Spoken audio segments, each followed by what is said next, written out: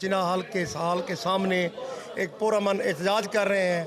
हमारा सिर्फ इतना मुतालबा है, हमें हमारी तनख्वाहें पेंशन दी जाए। ईद का मौका है, हमें तनख्वाहें नहीं मिली और 3 पेंशनें नहीं मिली और हमारे 7 से 8 जो दर्जा चाहरों के गरीब मुलाजमीन जिन्होंने कम से कम 40 साल सर्विस किया है वो रिटायर हुए हैं, ना उनको पेंशन मिली है ना ग्रेजुएटी मिली है।